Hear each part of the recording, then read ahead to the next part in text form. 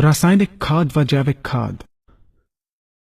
द्वितीय विश्व युद्ध के बाद पश्चिमी देशों के हथियार और विषाक्त रसायन बनाने वाले कारखाने बंद होने के कगार पर पहुंच गए थे, जिसके कारण पश्चिमी देशों को काफी आर्थिक नुकसान हो रहा था। इन देशों ने इस आर्थिक संकट से बचने के लिए एक योजना के तहत उन कारखानों में रासायनिक खाद तथा कीटनाशक बनाना शुरू कर दिया। इन रासायनिक खादों व कीटनाशकों के द्वारा कृषि उत्पादन को बढ़ाने की बात कर हरित क्रांति नाम का एक छद्म जाल बुना।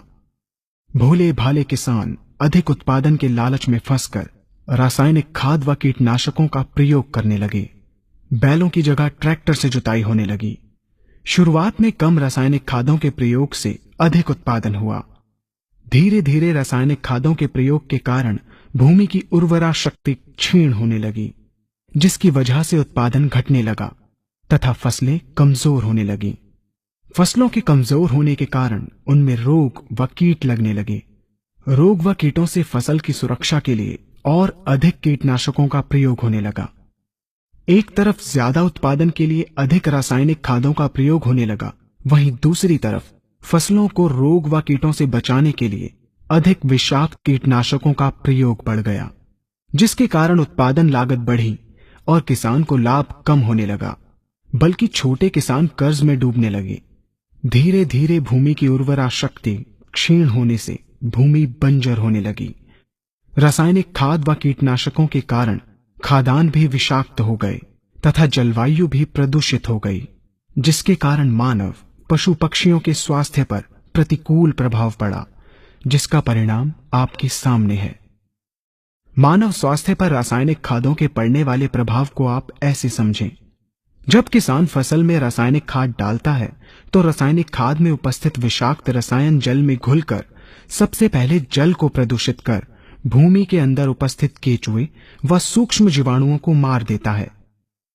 ये बात सभी किसान अच्छी तरह से जानते हैं कि केचुए व अन्य सूक्ष्म जीवाणु भूमि की उर्वरा शक्ति को बढ़ाने के लिए अति आवश्यक होते हैं। विषाक्त रसायन के कारण इनकी मृत्यु हो जाने से भूमि की उर्वरा शक्ति नष्ट हो जाती है तथा भूमि कठोर होकर बंजर होने लगती है। रासायनिक खादों के विषाक्त रसायन पानी के माध्यम से अन्य खनिजों के साथ फसल के अंदर पहुंचकर फसलों को विषाक्त बना देते हैं। बाद में जब खाद्यान्न के रूप में मनुष्य या अन्य पशु इन्हें खाते हैं तो ये विषाक्त रसायन मानव स्वास्थ्य पर बहुत ही बुरा प्रभाव डालते हैं तथा मनुष्य के अंदर तरह तरह के रोग उत्पन्न करते हैं। जब हम जैविक खाद का प्रयोग भूमि पर करते हैं तो जैविक खाद पानी में मिलकर पानी को प्रदूषित नहीं करती।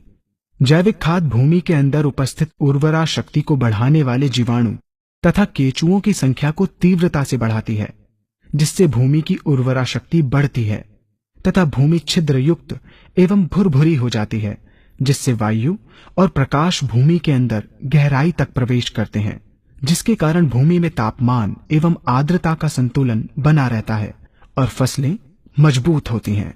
जैविक खाद में विद्यमान तत्व खाद्यान्न के माध्यम से मानव व पशु पक्षियों के शरीर में पहुंचकर स्वास्थ्य लाभ पहुंचाते हैं।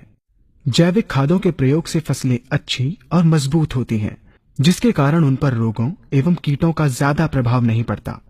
यदि किसी प्राकृतिक कारणवश कीटों व रोगों का प्रभाव अगर पड़ता भी है तो गौमूत्र एवं औषधीय वनस्पतियों के घोल के छिड़काव करने से फसलों को रोग एवं कीटों से बचाया जा सकता है।